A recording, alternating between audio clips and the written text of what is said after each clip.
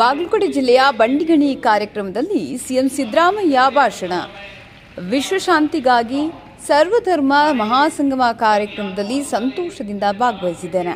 ಈ ಸರ್ವಧರ್ಮ ಮಹಾಸಂಗಮ ಕಾರ್ಯಕ್ರಮ ನಡೆಯುತ್ತಿರುವುದು ಇಂದಿನ ಪರಿಸ್ಥಿತಿಯಲ್ಲಿ ಸಮಂಜಸವಾಗಿದೆ. ನಮ್ಮ ದೇಶದಲ್ಲಿ ಅನೇಕ ಜಾತಿ ಹಾಗೂ ಧರ್ಮಗಳಿದ್ದಾವೆ.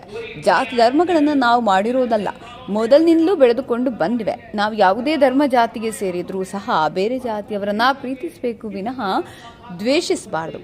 ಈಗ ಮೂಲಭೂತವಾಗಿ ನಾವೆಲ್ಲ ಅರ್ಥ ಮಾಡಿಕೊಳ್ಬೇಕು, ನಾವೆಲ್ಲ ಮನುಷ್ಯರು. ಇಸ್ಲಾಂ ಧರ್ಮಕ್ಕೆ ಸೇರಿದವರ ರಕ್ತ ಹಾಗೂ ಹಿಂದೂ ಧರ್ಮಕ್ಕೆ ಸೇರಿದವರ ರಕ್ತ ಬೇರೆ ಬೇರೆ ಇರುತ್ತಾ?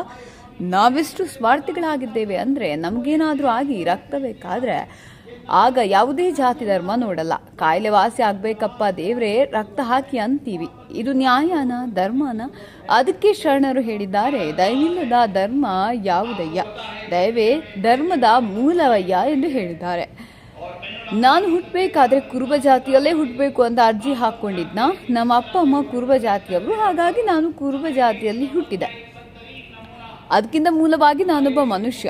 ಜಾತಿ ವ್ಯವಸ್ಥೆಯಿಂದ ಗುಲಾಮಗಿರಿ ಮನೆ ಮಾಡಿಕೊಂಡು ಬಿಟ್ಟಿದೆ. ಮೇಲ್ಜಾತಿಯವನು ಸಿಕ್ಕಿದಾಗ ಬುದ್ಧಿಸ್ವಾಮಿ ಅಂತೀವಿ, ಅದೇ ಕೆಳ ಜಾತಿಯವನಾಗಿದ್ರೆ ಅವನನ್ನು ಸಿಂಗುಲರ್ ಏಕವಚನದಲ್ಲಿ ಮಾತನಾಡ್ತೀವಿ. ಇದೇ ಗುಲಾಮಗಿರಿಯ ಸಂಕೇತ. ಇದನ್ನು ಕಿತ್ತೊಗೆಯೋದೇ ನಮ್ಮ ಕೆಲಸ. ಶಿಕ್ಷಣ ಪಡೆಯೋದು ಯಾಕೆ? ಮೌಢ್ಯ ಕಂದಾಚಾರಗಳನ್ನು ದೂರ ಇಡೋಕೆ. ನಮ್ಮ ಸಮಾಜದಲ್ಲಿ ಅವಿದ್ಯಾವಂತರಾಗಿದ್ದಾರೆ. ಆಗ ಮಂತ್ರ ಸಂಸ್ಕೃತ ಕಲಿಯೋ ಅವಕಾಶ ಇರಲಿಲ್ಲ. ವಿದ್ಯೆ ಯಾರಪ್ಪನ ಮನೆ ಸ್ವತ್ತಲ್ಲ. ಅವಕಾಶ ಸಿಕ್ಕಿದ್ರೆ ಯಾರು ಅವಿದ್ಯಾವಂತರಾಗಲ್ಲ. ಅಂಬೇಡ್ಕರ್ ಸಂವಿಧಾನ ರಚಿಸೋಕೆ ಆಗ್ತಿರ್ಲಿಲ್ಲ, ಹಾಗೂ ವಾಲ್ಮೀಕಿ ರಾಮಾಯಣ ಬರೆಯೋಕೆ ಆಗ್ತಿರ್ಲಿಲ್ಲ. ಸಂವಿಧಾನ ಕರ್ತೃ ಅಂತ ಕರೀತೇವೆ.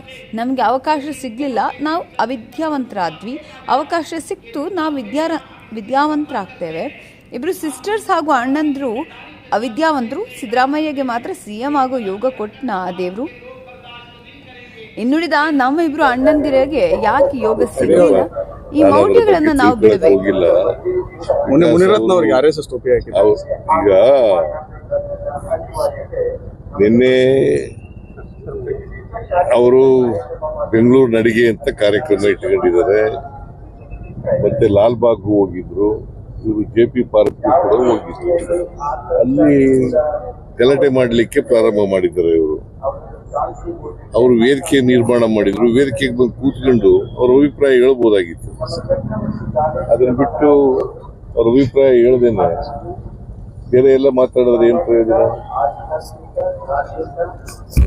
ಅವ್ರಿಗೆ ಆಹ್ವಾನ ಇರ್ಲಿಲ್ಲ ಅಂತ ಅವರು ಆಹ್ವಾನ ಇತ್ತು, ನಂಗೆ ಗೊತ್ತಿಲ್ಲ. ನನಗೆ ತಿಳ್ಕೊತಿಲ್ಲ ನಾನು. ತಮಗೆ ಮಾಟ